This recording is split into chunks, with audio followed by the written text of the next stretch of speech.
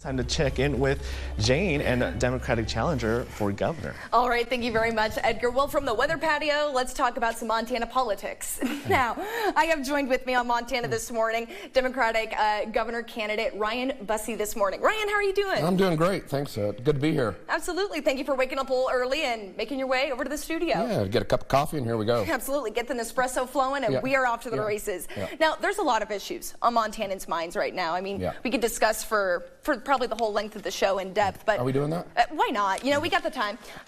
Let's first talk about something, I mean, at least that I've been noticing just here in the Gallatin Valley, over in Silver Bow as well, just the cost of living out there, getting groceries, the housing prices. What are your take on all those key issues? Yeah, we have an affordability crisis in the state. There's no doubt about it. The people who make our communities go are having a hard time living in the communities that they make go. Our teachers, our nurses, carpenters, our mechanics. So it's tough to live in town.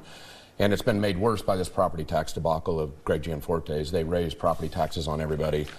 It's made all the rents go up. It's added to the affordability crisis. It's something that didn't need to happen, and it's something we'll fix if we get in there.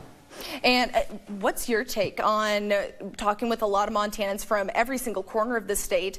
How are they dealing? Because it's definitely not just a Gallatin Valley, Southwest Montana issue, affordability. No, it's statewide, across the board. countrywide. Yeah, I've been all over the state. We've done 129 events, traveled about 63,000 miles, and you know, the motto of our campaign is get your Montana back. And people are hungry. They want their Montana back. They feel like it's being turned into a playground for billionaires. You know, our access is being limited. Elk and deer, our access to our elk and deer is being sold off to billionaires. Fish, Wildlife, and Parks is being taken apart, and people are upset about it, and I don't blame them. We need to get good governance back in Helena, and we're looking forward to that. And I've chatted with some local business owners here in the Bozeman area, and you're a former business executive, and a big struggle that they have been telling at least me about is finding workers, you know, finding people that will be able to work for them in their workforce. Give me your take on that.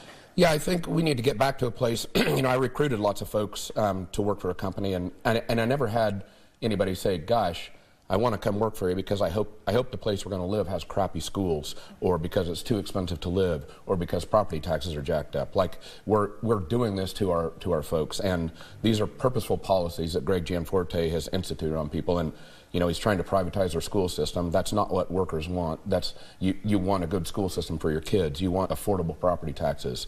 We gave, or you know, the state gave, Greg Gianforte gave Northwestern Energy a $36 million tax break while he was giving everybody else a great big property tax increase.